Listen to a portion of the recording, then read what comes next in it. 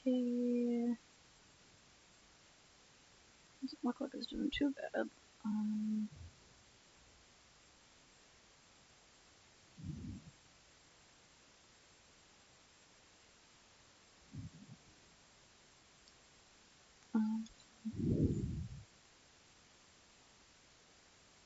lowest attacks. I have to put a team, so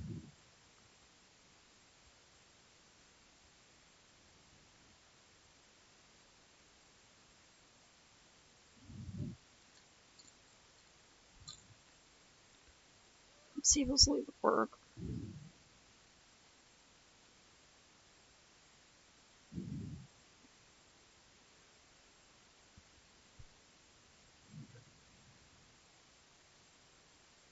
Mm.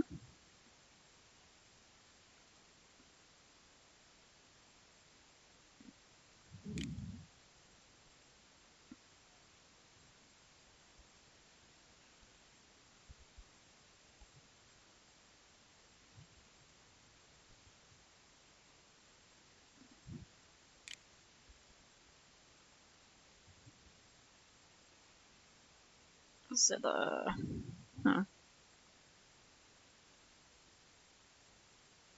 Oh, it seems like it's struggling here. Oh, and there it goes. Okay. Well, worth a shot. So I'll work on this for now.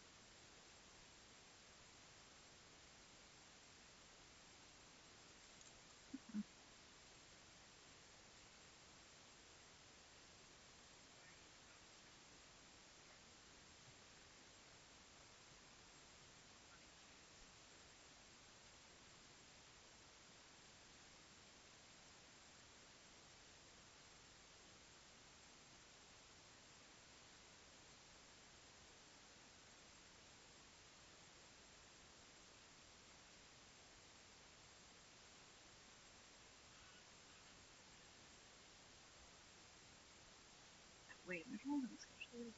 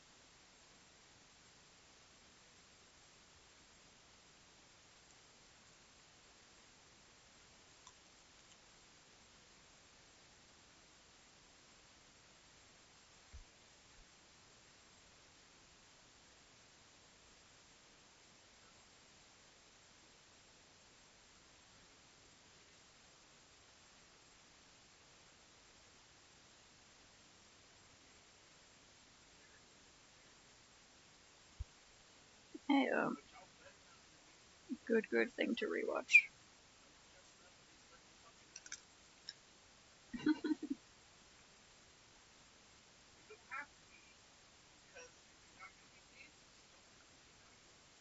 I'm sure so many people would love to be the Grove, not be Grove, meet the Grove. Some people would also love to be the Grove.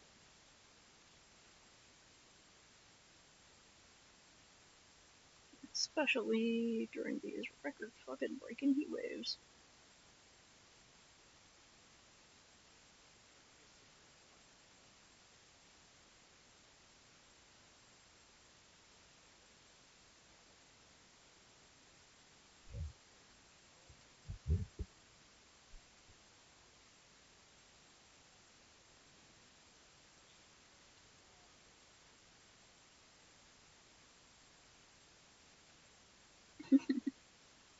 She is so large.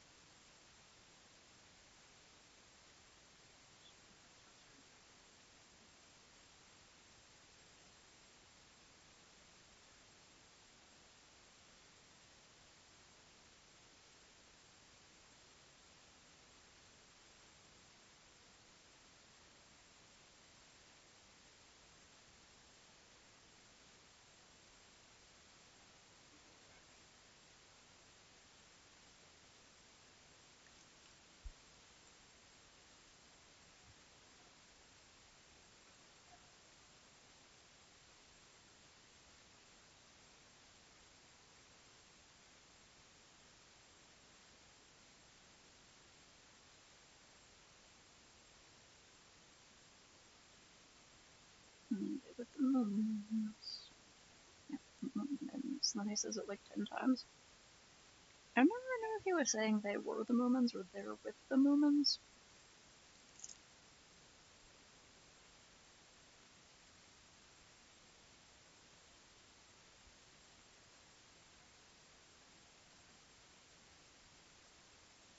And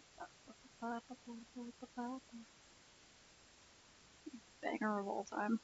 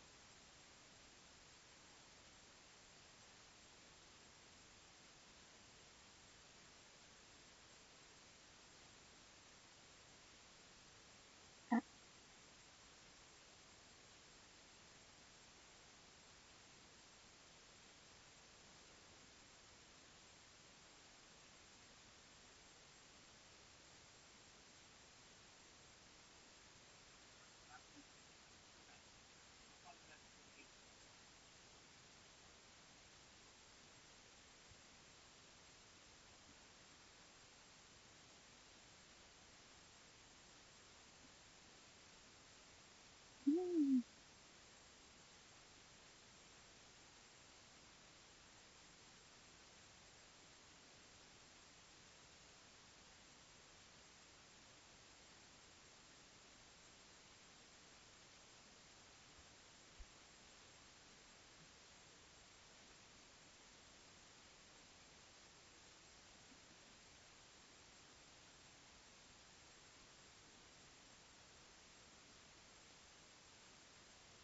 And for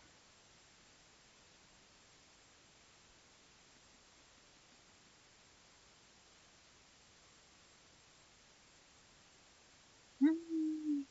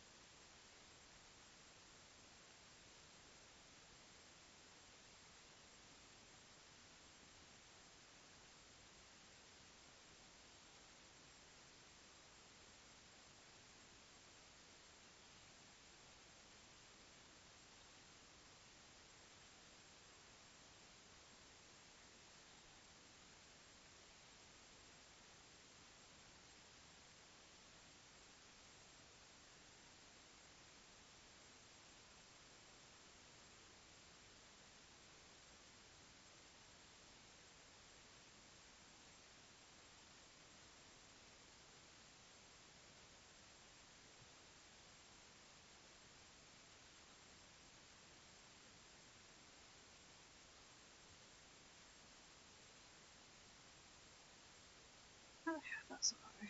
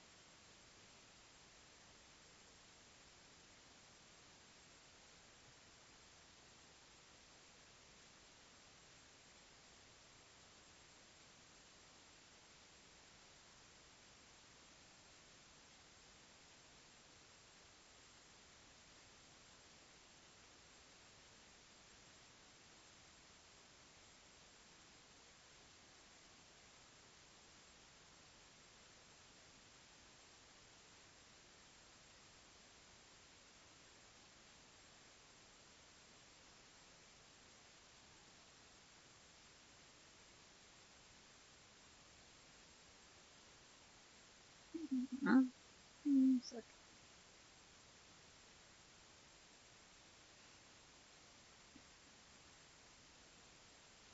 Daniel Howell.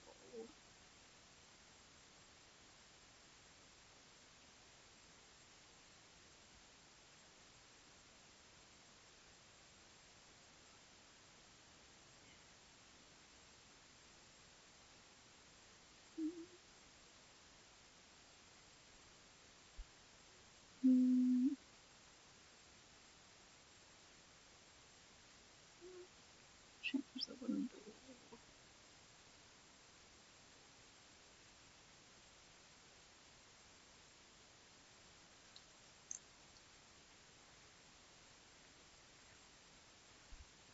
Oh, right, this guy. Dan and Phil guy. Hey guys, big announcement today. This is a really important personal thing that I'm finally ready to share with the internet. I am happy to confirm that I am in a relationship, and today I'm going to reveal that relationship is with you. And we're about to have some counseling. This still be a daily, ain't that a mood?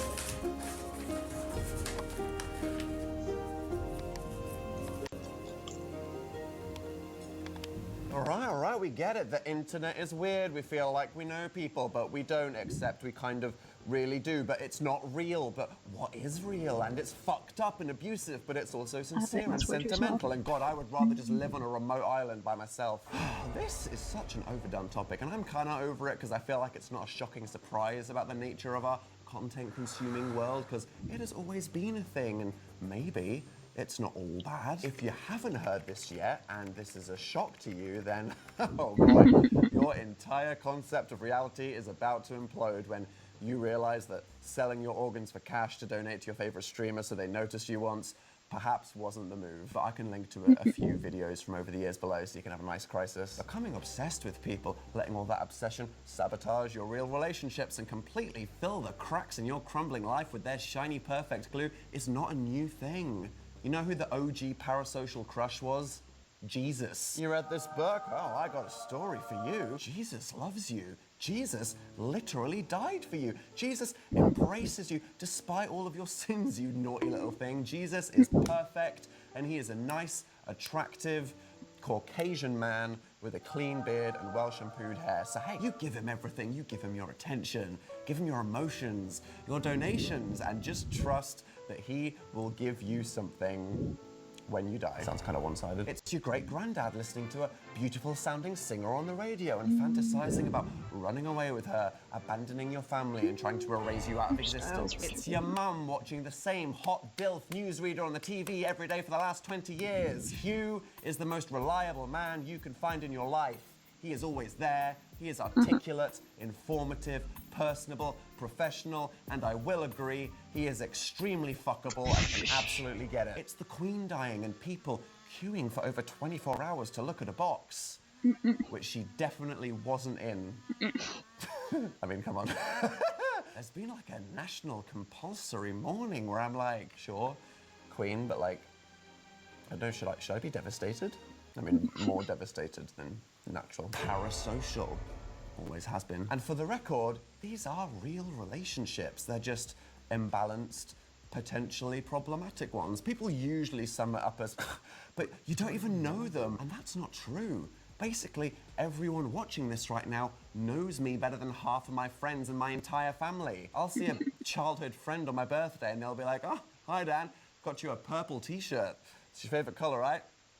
Purple? No. Anyone who follows me on Twitter knows everything about my life. My grandma frequently isn't sure if I'm actually alive. When I met Anthony Padilla for the first time after having watched Smosh since I was 14, it was exactly what I thought. I did know him. We got on pretty quickly. I didn't have an unhealthy parasocial obsession with him, building a nude mosaic in my basement or anything. These relationships are real, and you can know someone, you just don't know what they do when they aren't doing content. I'm watching something that Snake's what they show you, but sometimes you are shown more than the people in the real world. So what I want to say with this video is, I feel like we are finally in a healthy relationship. Yeah, me and you, person who I know and love and appreciate, and I would do anything for, because you mean a lot to me, and without your support, I would have nothing.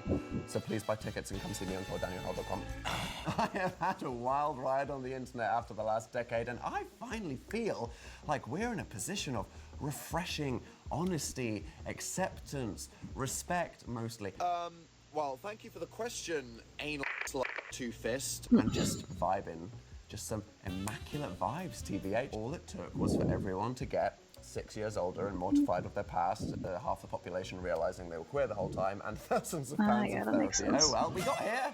There is a difference between being honest with what you tell people and whether you tell people everything. You can have boundaries and integrity. Somehow I feel like that Dan and Phil finally tell the truth somehow got there. Very extremely at the same time. They want the truth! Did we fuck? I mean, sure, there's some weirdos out there, but that's just humanity. We're weird as fuck. As long as it isn't the statistical majority, that's a goddamn win in my books. The misconception is that parasocial dang. relationships are just when it gets bad. Yeah, but and they're, getting like, too forever, deep. But, right? like, So- mental health, it's not something that only exists when it's bad. It's something that you have all the time. We all have relationships with everyone, and if we don't personally know the person, it's parasocial, but it's still a relationship. It's like how some Americans don't realize that they have accents. Yeah, all language is in fact an accent, and you have an American accent. American is not the default human sound.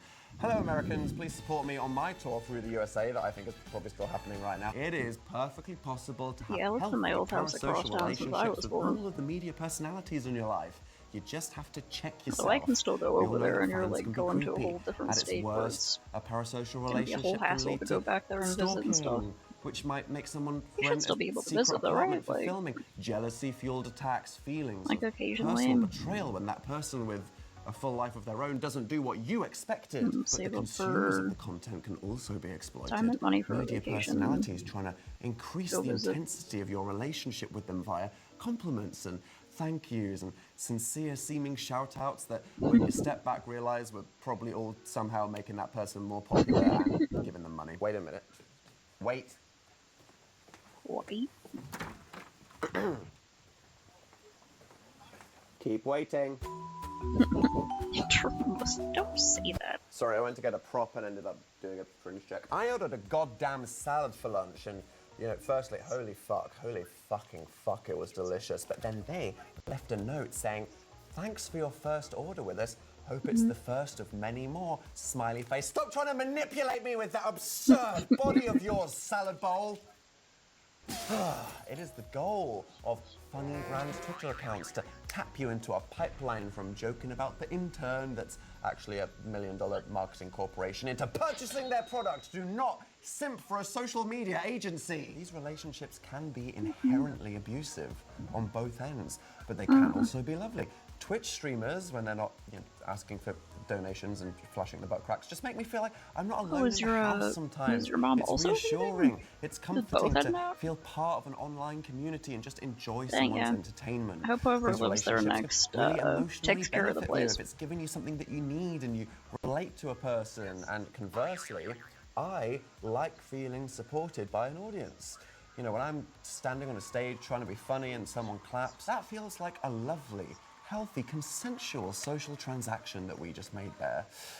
I am tempted to try Twitch, but do you guys really think that the guy that made Wired on YouTube after 3 years would stream for hours every single day? No, we should all be terrified of what would happen in a world where I did that. Now, I would personally set on fire if I ever stepped into a church. But maybe Dan is on fire. next time you pray, you can say, hey, you know what? Thanks for dying for my sins, Jesus, but I didn't ask, so you aren't entitled to my love. I mean, I appreciate you saying that you love me, but I will be honest, it is kind of creepy that your dad psychically knows everything about me, so I would like to maintain some distance, and I hope you can understand.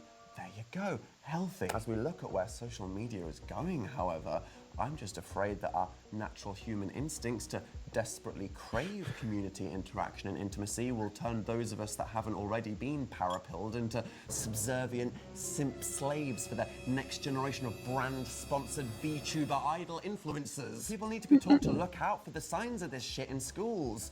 we can find some room in the curriculum. All right, sorry, Oxbow Lakes. You are completely fucking pointless use of brain space. The more all of us are aware of insincere attempts to cultivate devotion for personal gain, the faster record labels can stop forcing poor pop stars to join TikTok. They just want to write music and perform. They don't want to make memes for the Zoomers. Set them free. It's like a diet where we all need to just learn which of the parasocial relationships in our lives are healthy for us or incredibly toxic and destructive. What nutrients do they give you? Do they inspire you, make you feel welcome? Just horny? You control the dosage, and it's up to each of us whether we cut them out or intentionally give in and spiral into a nosedive of total life destruction. What is better? Quality or quantity? One in-depth 2-hour video a year or 20 hours of live streaming a day? And what is better, huh? Is it respect for me in the back of your mind, or being right at the front of your life every day because I'm demanding devotion? Ah! All right, let's make a promise. I will respect your autonomy and never beg you for anything unless I get truly desperate. And you just try to not get angry if some prophesized fanfiction doesn't come to life, or get crushingly disappointed if you ever meet me and realize I am in fact 6'3" and not 3 inches on your phone. That's what she said. Don't even know what that's implying. You can give me self-esteem and a sense of satisfying purpose, and I'll continue to give you the thing that you enjoy from me, which I can only assume is a sense of confidence from comparing your ability to function as a human to mine. I say this in a healthy, respectful way. I appreciate you. And now I will return to making my mosaic. My masterpiece is almost complete.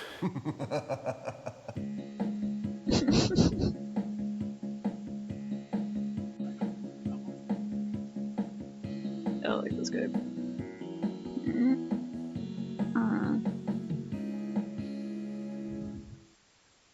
Yeah, I hope you have a good time over there, like...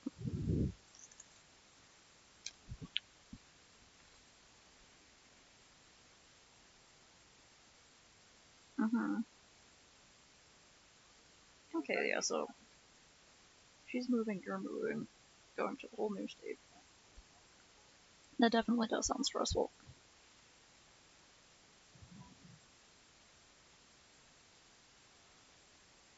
I hope your coworkers are nice and you get to... Maybe when you get over there, if you have to try to sell some old DVDs or something, you can meet some cool people at the used shops and stuff like that. Various nerd shops.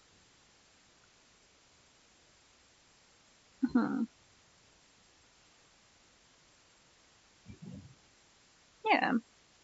It's like maybe you can hang out with your girlfriend's friends and stuff too. Hello, Internet. Be like, here's some cool people. Something incredibly stupid, and today I would like to tell you the story. And then from there you can hang out with them and meet other people. This happened on the day that I was supposed to fly to Australia. Maybe there'll be a convention or something. I don't know if you're into that kind of thing. Phil had done all of his packing the night before because he's a nerd, whatever. But I'm a pretty chill guy, so I was like, hey, I'll start the morning playing some Pokemon Go. I'll go to a bakery, and I bought this amazing looking pistachio muffin because it's important to treat yourself. And then decided, hey, I've got a couple of hours. I think I'm going to film a YouTube video. Now I hear you saying, Dan, don't you think that's a bad idea? Maybe you should just focus on the travel. But no, I was convinced that I could leave everything to the last minute. No. It was so last minute, in fact, that we were supposed to get in a car to take us to the airport at 5 p.m. and I finished filming my YouTube video at 5:15 p.m.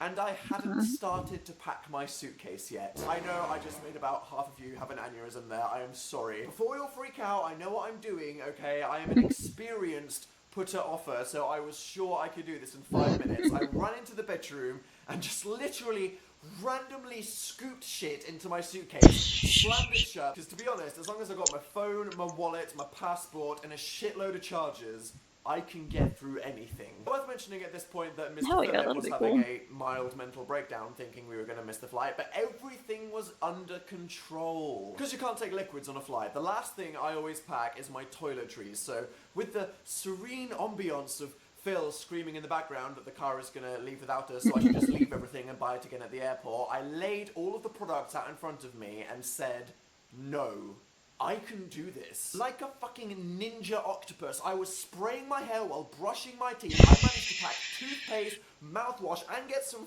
floss in there, and then I reached for my deodorant, and that was when it all went wrong. I'm not that coordinated at the best of times, but in this frenzy, I picked up the can of deodorant and pressed down to spray myself without realizing that I was holding it in the wrong direction, and I sprayed it into my eyeball. Oh no. That's right. Now, I don't know if you've accidentally sprayed yourself with aerosol, but that shit's cold, and what made it worse is it was antiperspirant to stop sweat, so it began to remove the moisture from my eyeball. I instantly scream in pain and drop my stuff everywhere. Phil, still freaking out but now also mildly concerned, asked if I was okay, but I was like, no, I have come too far to lose now, I am going to do this, so I said, 1 minute, turned on the tap and started vigorously splashing myself in the face. I had no idea what I'd done or how bad it was, but I was like, I'm gonna clean my eye, get my stuff, and get in that car. So I grabbed my wash bag, went to go get my muffin, which I hadn't had a chance to eat yet, which Phil said was ridiculous, but no, I wanted my muffin, and I got in the car. As we sat on the road to the airport with my eye suspiciously twinging, I didn't want to raise any concern with Phil, so I just kept it closed and covered like I was quietly face-palming about something in the corner, which, to be honest, I do quite a lot when I'm left alone with my thoughts. And thankfully, and just like I said we would, so everything's fine, we made it in time for the flight.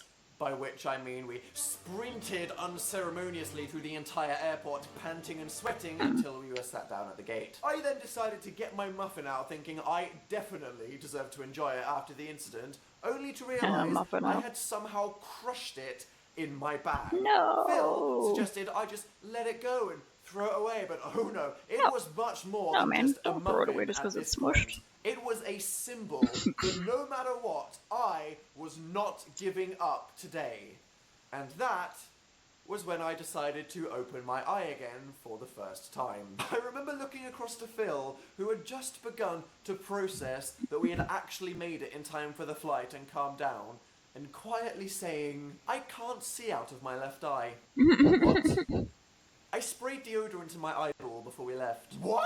So instead of Phil's face of, oh my god, are you serious? Why do I even? All I saw was a beautiful white cloud of blur. At this point, I start majorly freaking out, thinking that I'd permanently blinded myself, and for the rest of my life I'd have to explain that I did it by spraying deodorant into my face because I was holding a can in the wrong direction, which, to be honest, would just be the cherry on the top of the reasons why Dan's a failed cake that is my life. Phil, an eternal hypochondriac, then re-freaks out himself as if I'd literally impaled something through my head and were imminently about to die right then, orders that I go to the bathroom and rinse it out some more while he researches what I should do. So knocking into every object and person along the way like a lanky pinball, I get to the bathroom, look in the mirror and think, right, this cloud on my eye is probably just the powder from the deodorant, so I can rub it off and proceed to not just splash water in my eye, but vigorously scrub it. After 5 minutes of fingering myself like I was going to find my own G-spot with a time limit, I sat back down, and this is when my symptoms evolved from just not being able to see to also extreme pain. I had somehow made it worse, so my eye was blurry and burning. So I'm sat in the middle of an airport, rocking backwards and forwards, crying my eyes out. Now, in the UK, despite various other fuck-ups, one thing we've definitely got right is free healthcare, and there is a service where you can call a number to get free medical advice in situations that aren't necessarily an emergency. So Phil passed me the phone, and I spoke to a lovely old lady called Doris. Now, I love this service, okay, don't get me wrong, I've used it before, it's very helpful, protects the NHS and all that, but this particular lady wasn't very helpful. Hello, my name is Doris. Hello, hi, what is your name? Dan. Ben? Sweater. Dan. Ham? Dan. Mohammed? Daniel. Oh, Daniel, yes, what's the problem? I sprayed deodorant in my eye. Oh. Why would you do that? It was an accident. Ah, I see. Now, for the records, I need to know the brand. Sure, okay, Lynx. Yes, okay, L-I-N... Never mind, so what should I do? Well, apparently, you should rinse out your eye with water. Yep, did that. And the one thing you shouldn't do is rub your eye. What do you mean? Oh, well, it just rubs it more into your eyeball and causes extreme pain. Oh, great. So how do I fix this? Well, it will either just get better naturally on its own, or you need urgent medical attention. Well, how do I know if it's that bad? Huh? Not sure. Maybe you should just go to the hospital anyway. Well, that might be an issue as I'm flying to Australia in 10 minutes. Do they have hospitals in Australia? Yeah, I don't really want to get on the flight if my eye's going to fall out. Oh, do they have a hospital at the airport? No. Well, not really sure what you can do, really. Okay, well, thanks, Doris. Bye. Oh, okay. Goodbye, Spaniel. No, I wasn't about to bloody cancel our Australian tour because I sprayed deodorant in my eyes, so I shoved everything back in my bag and decided to go to a pharmacy in the airport, buy every eye product they had, and just use them all at the same time because fuck it. No, just regular saline, man. Worse? I got eye drops, eye spray, soothing eye pads, a weird roll-on stick, which I'm pretty sure was probably just makeup, and just went to town. Phil had me lying horizontally across a bench like Frankenstein's monster as he just dropped things into my eye, and that is when we got the announcement that our flight was boarding. I was getting on that flight, so we marched towards the gate, and that is when one of you guys just happened to bump into us and ask for a selfie. Now, I was having a bad day, but I wasn't going to say no to this, so I volunteered to take the photo for everyone, and I just winked and looked at the camera. So if one of you has a photo with us at an airport where I'm just suspiciously winking with tears rolling down my face, feel free to tweet it. And we got on the plane. This is when miraculously, as if it probably would have been fine if I didn't rub it so much, my vision started to clear up and I no longer felt any pain. Phil obviously took all of the credit for his eye drop work, but I was just glad to have my sight back, so I collapsed in my plane seat, exhausted, emotional, and looking like a complete wreck. Just when you feel like you know how much of a disaster you are as a person, and how much you can actually flop in one day, something like this will happen and put you back in your place. Defeated and humiliated, I reached into my bag to get my headphones out, and that is when suddenly a sweet-smelling ray of hope appeared and reminded me that life was still worth living. My pistachio muffin! Yeah. I reach for a box that looks like it's been hit by a truck with cream leaking out of the sides and pull out this fluffy pile of rubble and place it on the tray table in front of me. I had never seen an object that represented me as much as that muffin. The air hostess, coming along collecting the trash, asks if she wants to take that from me, and Phil leans over, aware that several people are looking at me right now as they enter the plane, and just says, "Come on, Dan, you don't really want that, do you?" This was so much more than a snack at this point. It was my pride. So with a single tear falling from my left eye, crumbs cascading down my body like an avalanche of shame, and my dignity in shreds, I ate the fucking muffin, and I savoured every goddamn bite. Hell yeah, man. And that is the story of how I nearly blinded myself. The end. Good story, bro. So there we go. I'm sure there's probably some metaphor here somewhere about determination and spirit, or maybe you should just not leave packing your suitcase until the day you're supposed to go to the airport. Yeah, you can click here to subscribe to my channel to see more videos that might make you feel like you've got your shit together compared to me, and you can watch the very video that made me late over there, which might explain a lot, to be honest. And I'll see you next time. Bye.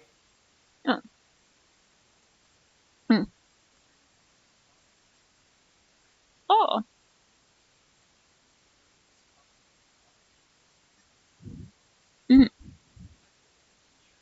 Yay! Cool. That's fun.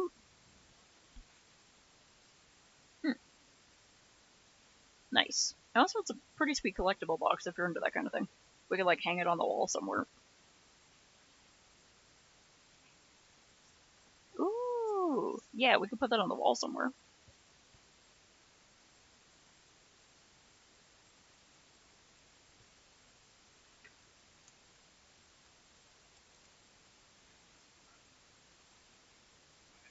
Mm. Mm.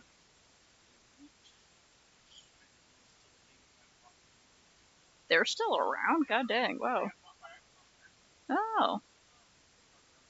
Mm.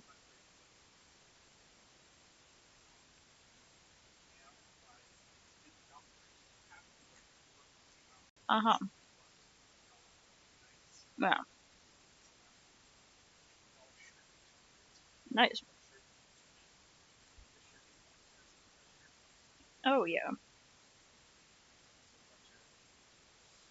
I think I just realized I dropped nutritional yeast flakes, like, all over myself. God, I hope so.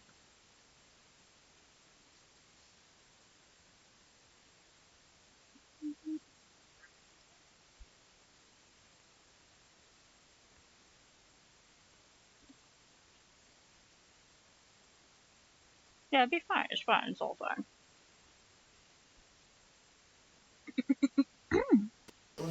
What's that? Make a YouTube video? But I'm so comfortable. Okay, just for you guys. So Dan, what's new with your life? Any exciting hobbies? Eating all the vegetables? Doing all the exercise? Of course. But there's exciting news. I have discovered the secret to getting out of bed. Surely one of the greatest problems our generation faces. Last weekend, I slept in for about 3 hours. I must have pressed snooze like 9 times. I don't even know how, it's horrific. Why the hell is this my alarm? But as I got out of bed so late, I didn't really achieve much that day. And when there's loads of things you'd like to do, but you only have a few days off and you spend those days snoozing, we have a problem. Do you see my problem? So why on some mornings when I've had a perfectly fine amount of sleep, does getting out of bed feel like I'm forcibly ejecting myself out of my blankety womb? Well, sometimes if I'm dreading something I have to do that day, it's like if I just stay in bed and try to sleep a little longer, it might not actually have to happen. Oh, come on, dreams. Give me something, anything. The one where I get probed by the alien that looks like Miley Cyrus. If I decide to sleep with my laptop next to me, I realise that I don't really have any reason to get out of the bed, so things like food and water and human company aren't really that necessary. And it's just comfortable. It's nice to lie there. Why should we have to move? Especially if it's cold. Now that is perfectly understandable. When I'm under a soft igloo of warmth and the biting winds of the industrial freezer that is my bedroom lies on the outside, I ain't getting into that. I mean, in reality, it just looks like this. But it feels like you're in the middle of fucking Antarctica. I mean, us humans don't have to hunt animals to stay alive, but unlike bears, we can't just hibernate through our responsibilities. God, Which I of wish us I has could. it worse? Which is why we wear pyjamas, right? But the problem they cause is that if I don't actually have to leave the house that day, I probably won't ever take them off, and the day is ruined. You see, pyjamas aren't just an item of clothing, they're a state of mind. I wake up in pyjamas and have a lazy pyjama morning. This lazy pyjama morning then turns into a lazy pyjama afternoon, which turns into a lazy pyjama evening, and the cycle endlessly repeats. It's an Ouroboros of sloth. So Dan, getting back to the bloody point, I want to do things with my life. How do I get out of bed? Well, you see, when I investigated this, I read all the common tips. Put your alarm clock across the room so you have to get up to turn it off. Plan a fun morning activity that you'll want to get up to go do.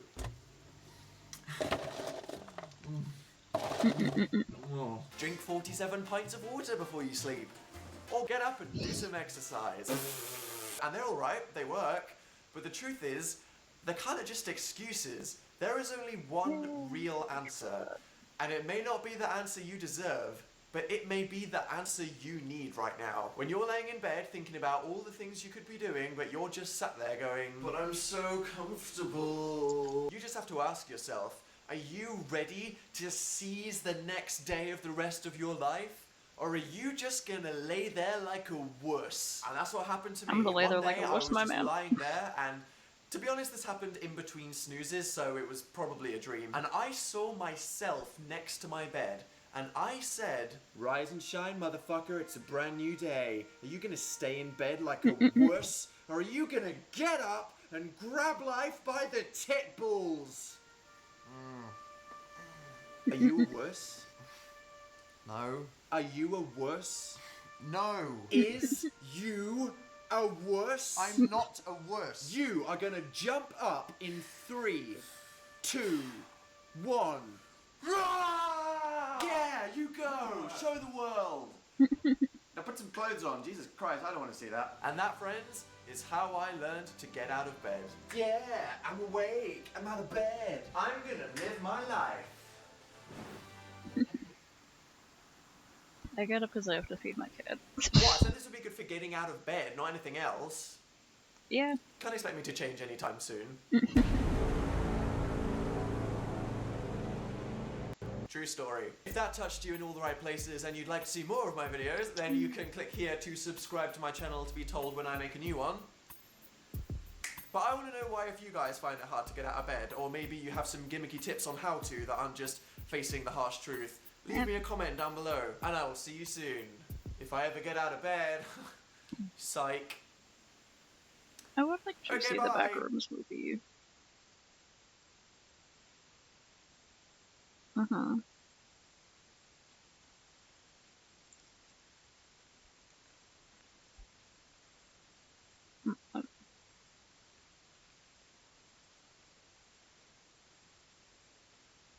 Eh. So, in honor of turning 80 years old, the President of the United States decided to spend his birthday doing exactly what an 8-year-old would think is cool, watching a bunch of meatheads punch each other in front of the White House. A federal judge today declined to Yeah, block the the White House UFC from wasn't hosting so cage fucking fights mega, on the 'cause I actually South really Lawn like on watching President MMA Trump's fighting. birthday, clearing the way for Sunday's event to move forward. Now, you know what they say, I'm still a give the WEC people super, bread like, and circus come and they on. won't revolt, but they didn't say anything about the bread being ungodly expensive Sorry. and the circus being sponsored by offshore crypto casinos, Toilet Paper USA, and the government of Saudi Arabia. Oh, and I guess we like Bud Light now too, apparently. Thank God they aren't woke anymore. On Sunday, June 14th, Donald Trump put together the most expensive gathering of white trash the world has ever seen, partnering with the UFC to transform the South Lawn of the White House into a 4,300-seat arena for his own personal entertainment and self-aggrandizement. A beautiful night of unity and patriotism, one that surely everyone can easily get behind. Hopefully we created some unity in the country and in the world and brought in some new fans. You look so I hope that's what unenthused. we walk away with tonight. Exactly, Dana, because nothing says unity like calling the former First Lady of the United States a man in front of millions of people. Oh, yeah, I saw Conveniently about for that. the UFC, copyright prevents me from showing you the clip itself, but nothing screams We've all class seen it. like that same guy showing up for the weigh-in the previous night and just vomiting all over himself. Josh Hogan.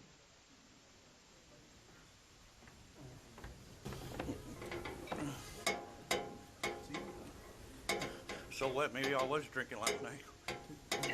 Is But who he wouldn't- fucking okay? Who wouldn't Jesus be? Christ. I have a giant black man that wants to knock Yeah, me he's out. kind of He has pathetic. the most knockouts in UFC history. Be still, Josh.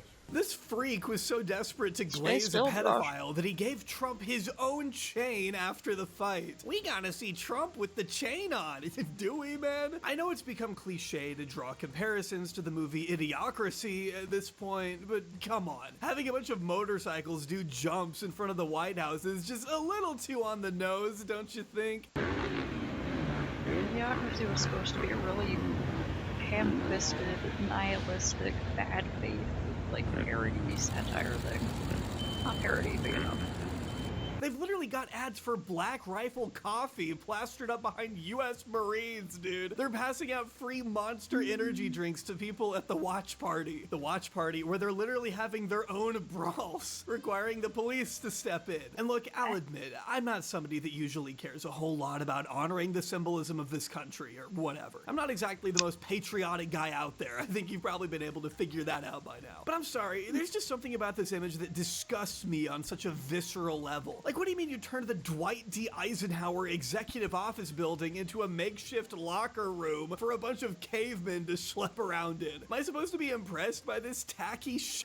We're gonna bring out the honor guards to stand by while a bunch of UFC guys get ready to throw down. Honor guards who are trained for state funerals, fallen soldier ceremonies, and dignitary protocol. That is their sacred operational mandate. Trump just deployed them as set dressing for a UFC card. As someone else pointed out, they did this thing where they had the fighters walk out next to Medal of Honor recipients, which comes with a requirement for every service member to salute them as they come by, thus making it look like they're saluting the fighters. Does that just not cheapen the Medal of Honor to an insane degree? Again, this isn't something I'd normally stop to talk about, but I thought the right was supposed to respect tradition and honor the troops, right? Is that just completely gone now? We're desecrating the Capitol because of a bloated dictatorial pedophile's birthday party? Okay. I saw another person mention that JFK once invited 49 Nobel laureates to the White House, including James Baldwin, Robert Frost, and Ernest Hemingway, and his line on the occasion was, "I think this is the most extraordinary collection of talent, of human knowledge that has ever been gathered together at the White House, with the possible exception of when Thomas Jefferson dined alone." Now, here's his dipshit of a nephew making an AI slop post of himself, beating up an anthropomorphic depiction of Red 40? I think this would work better as a depiction of the brainworm beating up on RFK Jr. Remember when these freaks cried and pissed their pants over Zelensky not wearing a suit in the Oval Office? Turns out he should have just worn tight shorts and a Crypto.com shirt instead. It would have brought the honor guards out for him, I guess. I'm convinced if Barack Obama tried any of this shit, they would have thrown him in Guantanamo, by the way. How do I know that? Because in 2015, Glenn Beck slammed Obama for meeting with YouTubers as it was beneath the dignity of the office. They also kept saying Obama wants to be a king, and they kept saying that. They kept saying that. Life. I agree. Can you He wants to be a imagine Winston monarch. Churchill? What would happen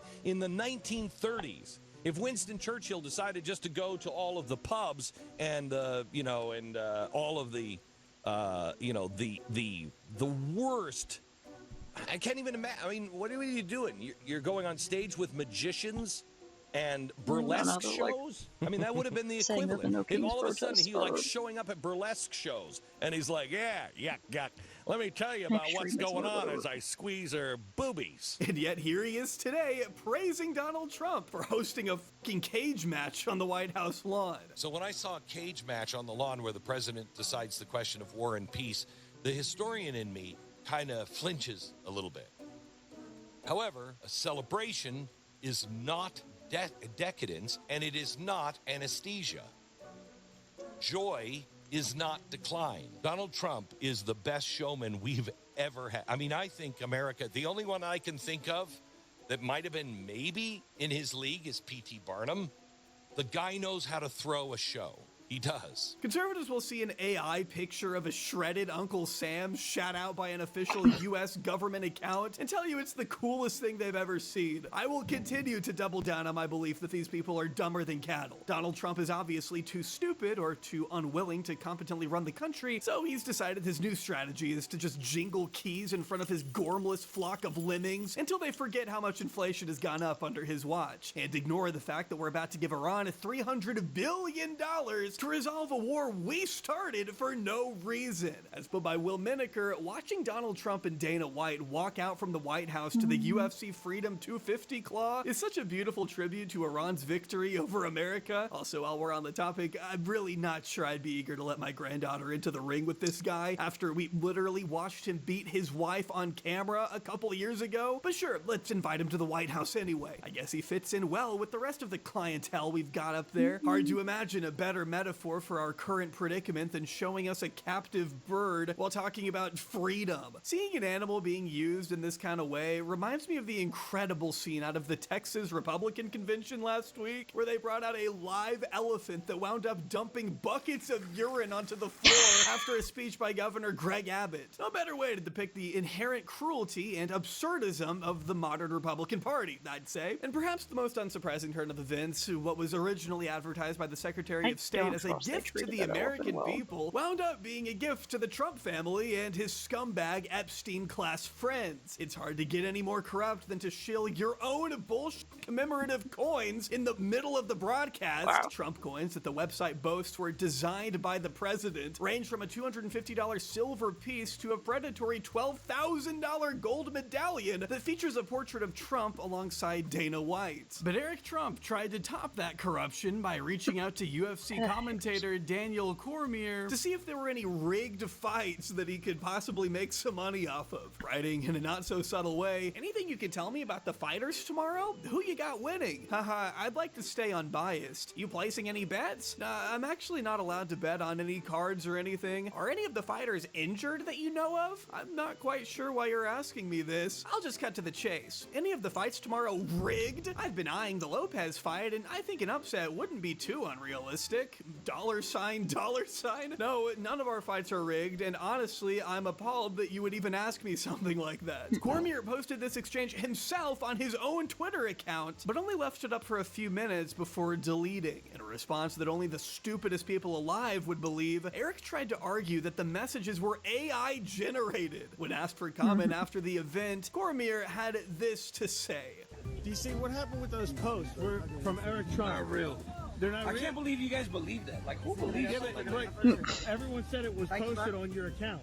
I got hacked or something. Who believes stuff like that? That's crazy. I got hacked or something. What? What do you mean or something? You don't sound too sure there. He also tried to say the post was entirely fake, so you got hacked and it was a fake post? At least pick one line of defense and stick with it. Now tell them you were hacked or something. It's just incredible. But the president's son wasn't the only one to see how lucrative this thing could be. So did the Ellison family, evidently, who streamed the entire thing exclusively on Paramount Plus. So remind me again how this was supposed to be a gift to the people when the only people who would get to watch it are those who cough up a $9 a month subscription fee. Wonder if there's any coincidence there that Paramount Skydance is currently pursuing an $110 billion merger with Warner Brothers, one that would need to be signed off by Trump's Justice Department in order to go through. Weird how that happens. I'm sure that was all just by chance. Make no mistake, this event was for Donald Trump and his cronies, and yet even he couldn't force himself to stay awake during the whole thing. Definitely a man without dementia right there. Looking great, sir. Melania looked thrilled as always, you can tell. Trump came out with his hand caked up in more makeup than I think I've ever seen on him. There's something they aren't telling us, man. This guy is not with us. Remarkably, he watched this dumpster fire unfold in front of him and still had the nerve to say it was more important than the World Cup. I was very happy. I called last night,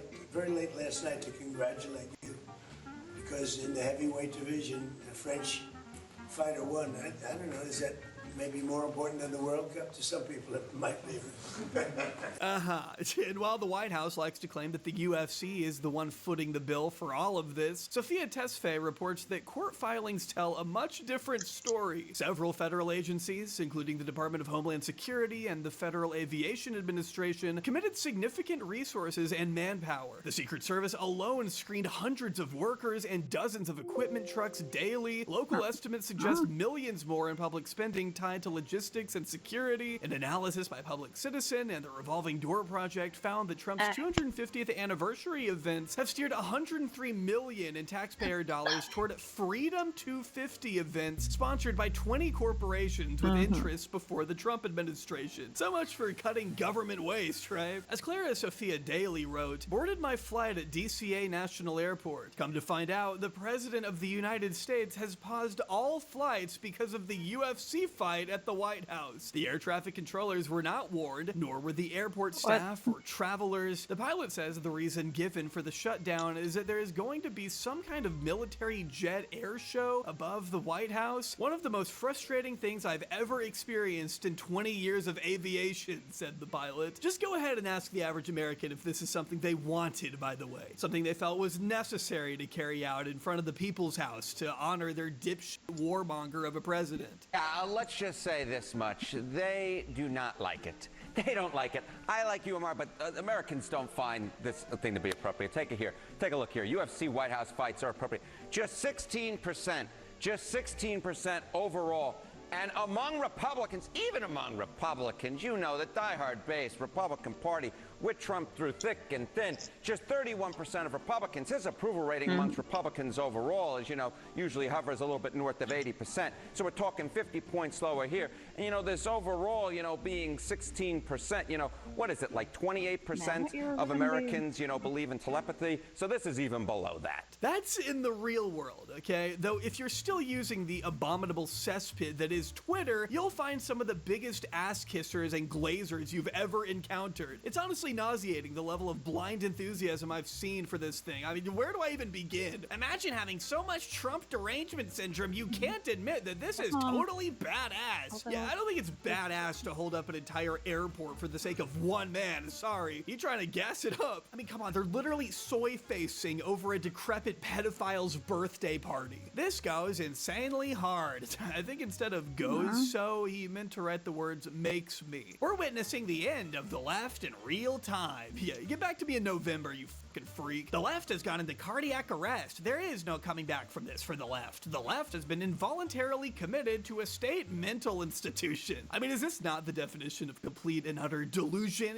What are you talking about? This is going to be talked about for generations. Is it? If Democrats were smart, they would just call this event a success and not embarrass themselves further to 1 billion people worldwide. Let me tell you right now, man, 1 billion people don't care about this. There aren't even 1 billion people that know about it, I bet. If you hate this, you aren't American. Yeah, you're right. My bad for wanting this country to have higher standards for itself. How could anyone be against this UFC fight in front of the White House? This is objectively awesome. Regardless of which side of the aisle you are on, you should be able to admit this is awesome. If you find a way to hate this, you have a problem. Are you 6 years old, man? You seriously don't see any way a person can have a problem with this? Like I said, complete and utter delusion. Though I guess washed up Minecraft YouTuber and alleged abuser of women Tobuscus thought it was cool, so that's a win, right? Clearly he's had a very normal political evolution. I feel like this guy probably needs to be talked about a little more. Killing people that need to die is like pouring milk into my coffee? I'm sorry, what? Didn't you make nugget in a biscuit? What the happened? Conor McGregor liked it too, though. In fact, he's actually been invited to the White House himself in the past, regardless of the fact that he was accused of assaulting a woman so brutally that she had to have her tampon removed by a doctor with forceps. Again, that's just the kind of guy we allow inside the Oval Office these days. After all, the man who works there is a pedophile rapist himself, so it shouldn't be much of a shock, really. What did shock me, though, is that these guys saw lightning strike not far from the Washington Monument and didn't view it as some kind of ominous dark omen for things to come. Dark clouds and plenty of lightning on the president's 80th birthday. Certainly some symbolism, I'd say. Though it is good to see Benny Johnson getting into Pride Month this year. We have upgraded. Have we? Because I seem to remember you talking about how we have to release the Epstein files not that long ago. Now here you are bootlicking the guy who did everything in his power to not release the files. Explain to me how we've upgraded exactly. Because last I heard, we're dealing with extremely high inflation. Nobody can afford anything, and the president is senile. It almost feels like you guys are all LARPers that only care about aesthetics and nothing else. As long as something looks cool and sick, that's all that really matters, I guess. But because I apparently have to spell it out, hosting a sports event at the White House isn't so much of an egregious idea on its own, so long as it's handled the proper way and is made accessible to all Americans. What's particularly annoying about this event is everything happening around it. The shameless self-aggrandizement, the rampant financial corruption that they don't even try to hide, the fact that you need a paid subscription to watch it and can't even re-upload the clips without risking a copyright takedown, the unmitigated greed that oozes out of every orifice on Dana White's body, and the non-stop glorification of betting markets that allow you to gamble on everything under the sun. It's degenerate garbage across the board, especially when paired with the reality that the American people are suffering under this sham of an administration. Donald Trump and his henchmen are far more concerned with enriching themselves than they are with helping the average working class person. And of course, there's the inescapable fact that this thing was put on at the behest of a longtime friend of Jeffrey Epstein, who himself is in the files, accused of assaulting a young child. That's what makes this whole pathetic song and dance all the more embarrassing. And anyone who says otherwise should probably remove the blinders from their face, take the boot out of their mouth, and face reality. This country is going down this shitter in front of our eyes, and the man that this event seeks to honor more than anything is the one accelerating our rapid and inevitable demise. And on that cheery note, thanks for watching. That's all I got. Bye.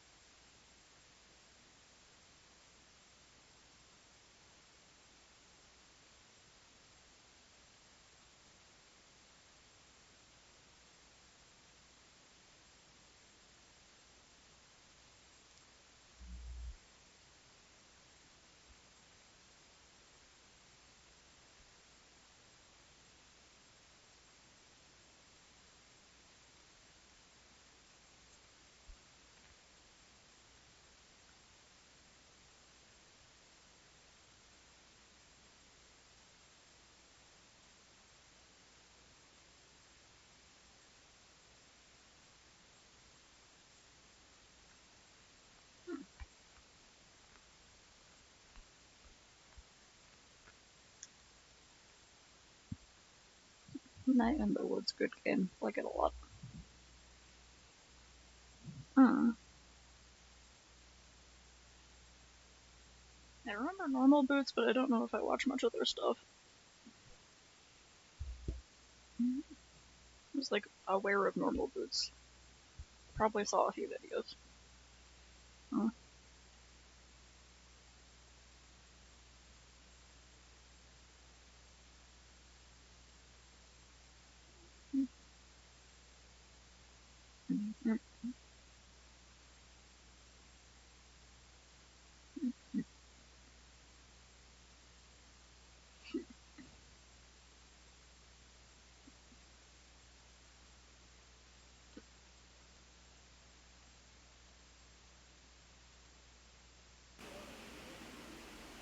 Hi. Reasons why Dan's a fail. Yay!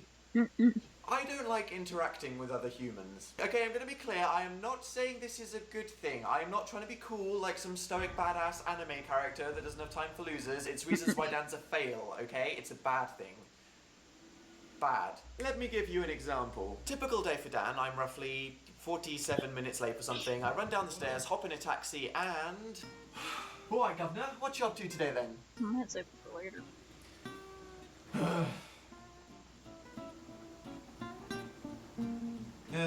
Not much really.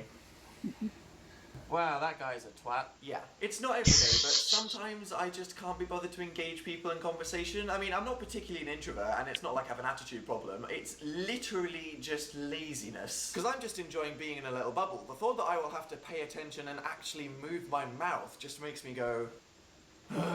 This makes going outside very difficult for me. It's a cold day, isn't it? What floor are you going to? Feed the orphans. Cash or card? Card. You see, that's why I always use the self-service checkouts. Please scan your items. Therefore, walking past a homeless person is essentially my greatest fear, as not only will they engage you in conversation, but you will be judged based on your reaction. You would be shocked by the amount of times I have pretended to not speak English Not just to avoid necessarily. talking to people. Could you spare any change? Oh, no, no, mi no hablo English, chorizo. You disgust me. Yeah, I don't recommend doing that, but from my experience, I can recommend the following That was things. so bad. Playing on your phone. Pretending to have an angry phone call. Having headphones on even if you aren't listening to anything. And very important, your grumpy face. I'd say to you all, go into your bathroom and just practice your grumpy face. Really try to channel, I am a massive cunt. So, whilst I'm generally a very nice, friendly human, you know, one of those losers who smiles at old ladies when they walk past, I actively try to make myself look like an unapproachable asshole just to avoid making conversation. Which I must say works great for me. Unfortunately, what this means is if you've ever thought about what it'd be like to be my friend, it's awful. I will just dump all of the conversation on you. What are you two lads up to today then? Ah, we're on our way to a party, isn't that right, Dan? Yup. Yup. Really? That's all you're gonna say? You are a grade A butt. Do you know that? In fact, the other night I was at a fish and chip shop. Yes, how bloody British. And two slightly drunk girls were trying to talk to me and my friend, and I was just a very unhelpful person. Becky, you're so ugly. Oh my god. Hey there. Oh, hey there. Hi. Shut up, Becky. No one's talking to you. So what are you guys up to? I mean, like, I don't even know why I'm here, because I don't eat fish and chips. It totally makes you fat, and I'm not fat like Becky. She's totally fat. I'm sorry, Jessica. Shut up. Well, ladies, I'm sure my friend over here could pay for you two as well as us. What'd you say? Dan. So what are you two up to later? Oh, I don't know, some crazy party probably. Yeah. Shut up. Sorry. So what about you? We are, we're free tonight, I think, aren't we, Dan? I don't know, I was just gonna kind of sit on the internet, really. Internet aflame. Are you fucking kidding me? Jesus Christ. What? Yeah, sorry dudes, if I'm not in the mood, I'm literally the worst wingman in the world. But what about you guys? I mean, I can imagine a lot of you like getting chatty with random strangers, but does anyone else feel like sometimes they just want to be in a bubble? Either way, please tell me down in the comments, and any, awkward stories of you being blanked or blanking someone will very much go towards the Dan Won't Cry Himself to Sleep fund. But I will respond to your comments. I mean, I'm fine with internet communication, it's just the real life that I have the problems with. Problems. It's the sexy end screen dance. Okay, I feel afraid to do this now in case I accidentally set myself on fire and nearly die again. What's that? You won't like the video unless you see me shake my hips? I feel dirty. Thumb me though, yeah? Alright, thumbs up. And click here to subscribe to see more of my videos. Yeah, woo, exploitation. See you next week. Can you not? Kinda busy here.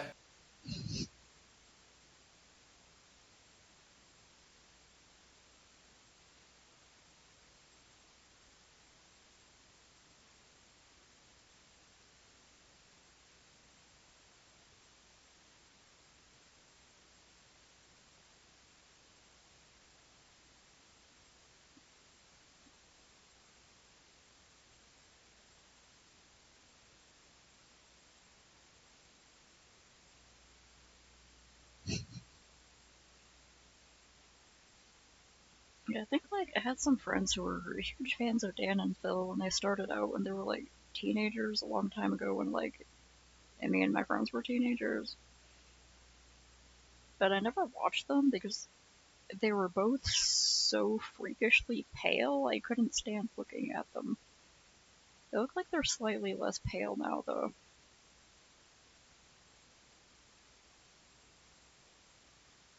So that's a lot better.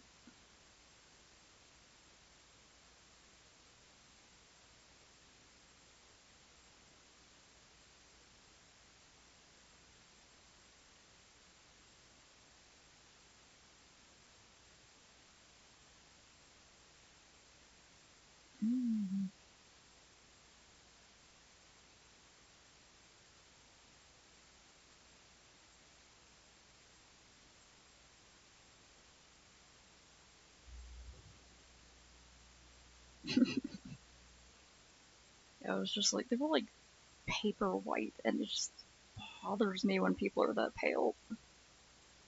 Like, they look sick.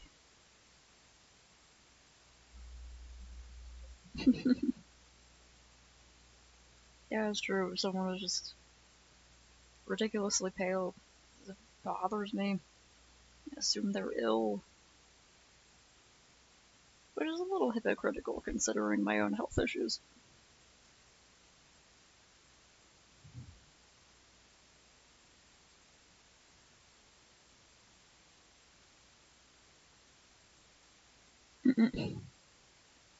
Hey guys, so I'm currently having a little holiday in the sun, and yesterday I thought it would be fun to go to the beach. I did not have a good time, and there's a couple things I'd like to say.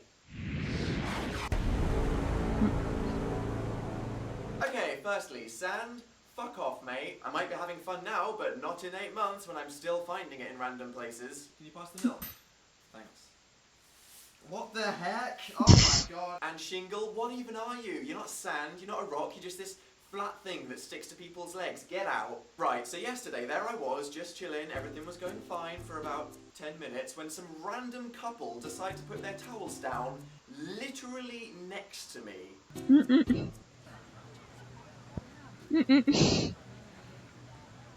There's so much beach. Why do people do that? So much beach. So they'd already ruined my life, but they weren't content with just that. I lie down and try to ignore them when the guy decides to get up and de-sand his towel right next to my face.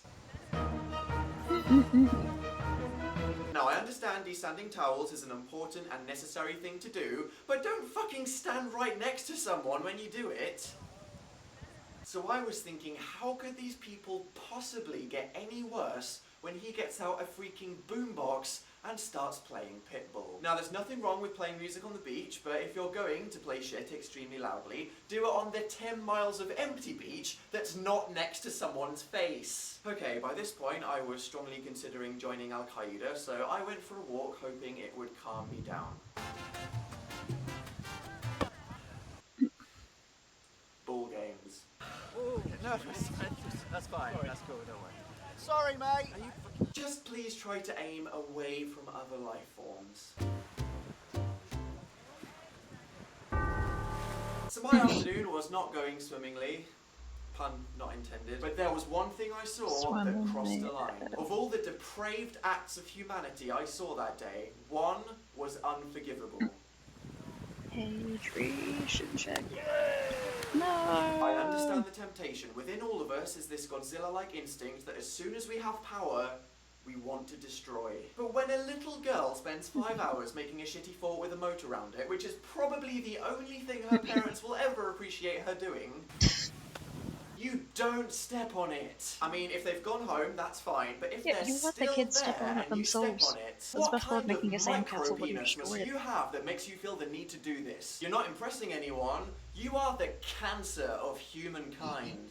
Am I overreacting? Oh no, there's something worse. If you litter on the beach, I hope God kills you. Every disposable barbecue or crisp packet you leave behind will turn into a 12-foot demon that will stick stalagmites up your ass in hell.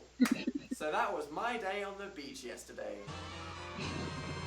Be proud of me, I didn't commit homicide.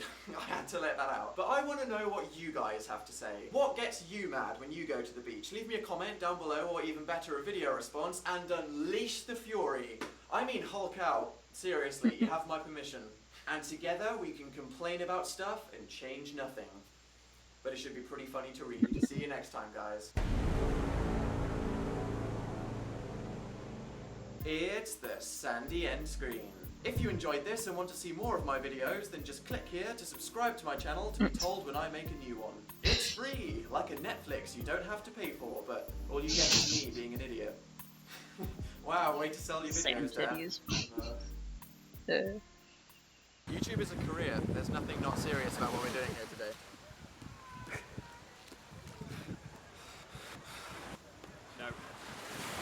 No. Phil? That's shit in my mouth. Fucking hell.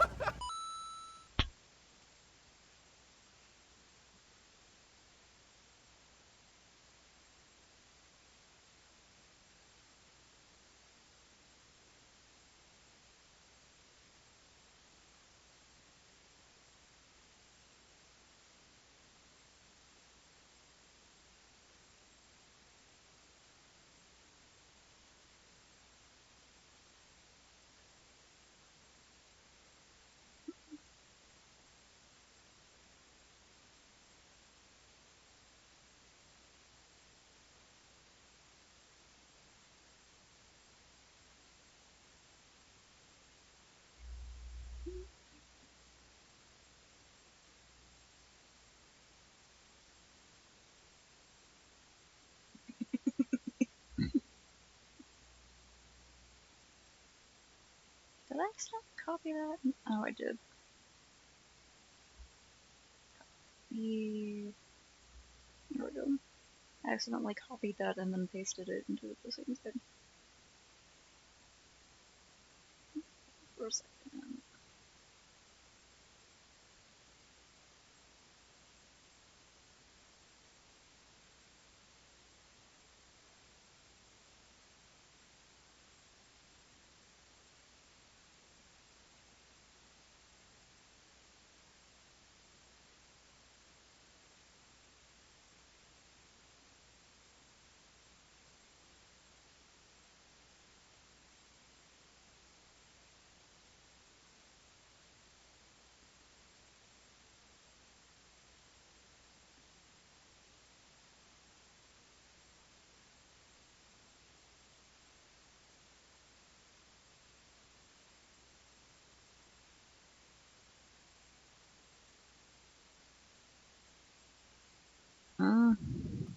Right, I am done. I am so... Like, I guess I could try it again. Typos are ruining my life. Right, before you all let me explain.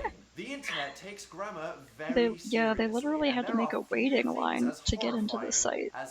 They even have a sign-up list on the official Discord. It's okay, I'll just get that later. That does not forgive and does not forget the grammar police. It doesn't matter whether you're tweeting, commenting on a video, on a lawnmower forum, they will find you, and they don't care whether it was an accident or not, but they are going to punish you. And I don't know how much more of this I can take. Don't know what I'm talking about? Well, for example, the other day I tweeted, I've been craving ice cream all day, even though it's cold, and I googled why, but every website is saying I'm probably pregnant. Except I didn't say that. I said pregnant. Big deal, right? Who cares? Everybody, and everybody only cares about the typo. They don't give a fuck about what you are actually trying to say. When you post something that you think is really clever and funny, but no one cares about what you meant, just the fact that there was a missing comma in the middle, it's heartbreaking. I could have been like, oh, hey guys, here's the mathematical formula for time travel. And everyone would just be like, what's a formula? Lol. And no matter how hard I try, I cannot escape them. I can't just delete it and post it again. They won't let that happen. In the group chat. When Now I you try fucked to up. correct myself, it's just, I saw, screenshot, I took a screenshot, I took a screenshot of the tweet, and then you deleted it, but it won't work, so I took a screenshot. It's giving me anxiety. I'm waking up in the night like, way to spell, Dan, that's the wrong use of it's. I meant to use an apostrophe. And you know what's scary? The grammar police aren't some mystical force in the universe. We are all the grammar police. We don't even realize it, but when humans see a typo, they go into a frenzy of destruction. But I swear, I have the worst luck. I only ever make typos if either everyone can see it, or it's the worst situation. I could go like 3 months typo free and then all of a sudden text my grandma saying dildo basket or something. Like seriously, the universe hates me. So why'd you make so many typos then, Dan? Do you not know how to spell? I know how to fucking spell. Do I look like someone that doesn't know the difference between your and your? Really? And I'm not about to do something that I will admit I am guilty of and often see other people doing, which is blaming autocorrect. I mean, yeah, if you meant to text someone saying goodbye and it changed it to gay bananas. No. That was probably autocorrect. Very unfortunate, super awkward, I'm very sorry. But when someone tries to pass off a wrong use of their, fuck off, it was not autocorrect. Honestly, the reason I make so many typos is I type really fast. I type really fast. I'm like Speedy Gonzales being electrocuted on a keyboard. I'm surprised that I don't set my laptop on fire every time I update my Facebook status. Plus I have kind of fat thumbs, which doesn't help when I'm trying to use my phone. Just slow down and check it then. I could. I mean, that's the issue here, but I like living life in the fast lane. I mean, we are talking about precious seconds here that I could be spending picking bobbles off my jumper or maintaining a whole nother tab in my browser, and you know, if it means at the end of the day I'm making a few extra typos here and there, I have made my choice. And I will deal with the consequences. So I just want to say, if you are a victim of accidental typo abuse, I know what you've been through, and I am here for you. But if you feel like you are part of the grammar police, you are fighting a noble cause, but please, I implore you, do not punish the innocent. For if I get one more sarcastic correction, I swear to God, The other topic. I will cry silently.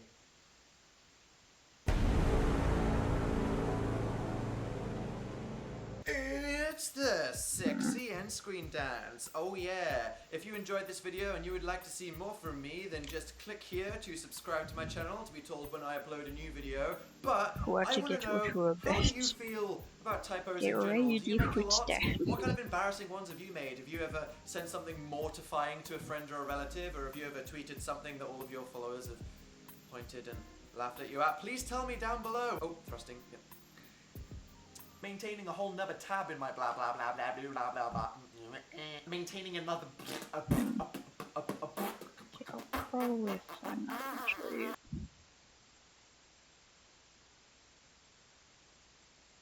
Where's it? Atomicon?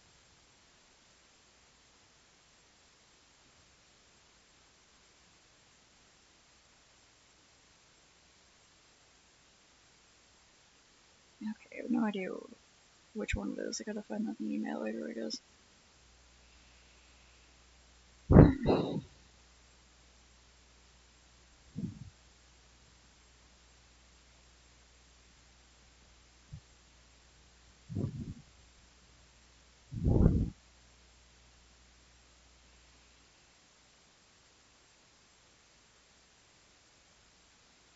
Okay, let's later.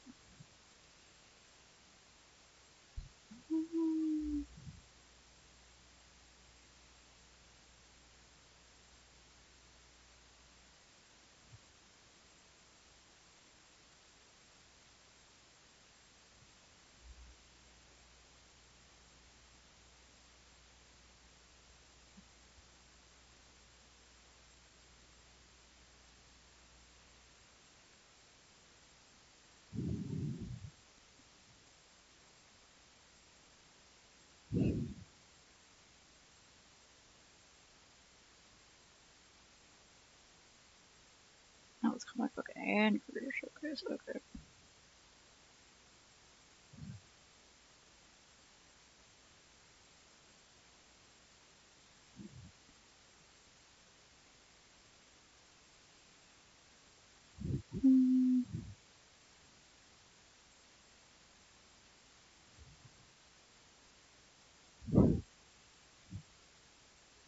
Really? Dang. Isn't it Canadian Independence Day? Don't y'all like to celebrate with egregious explosions?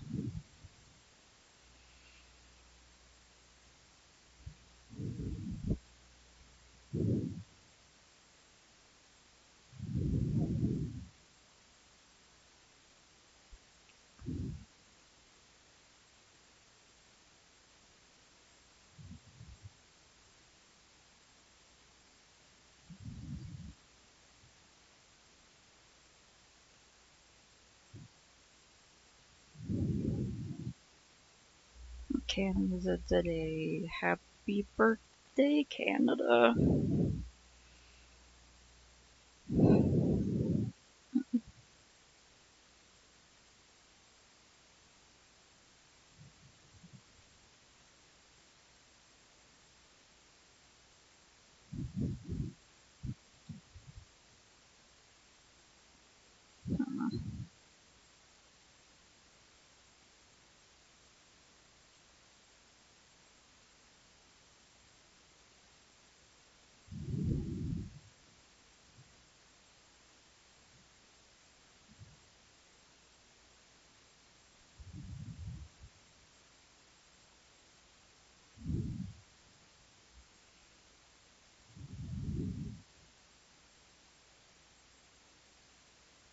I'm happy for you.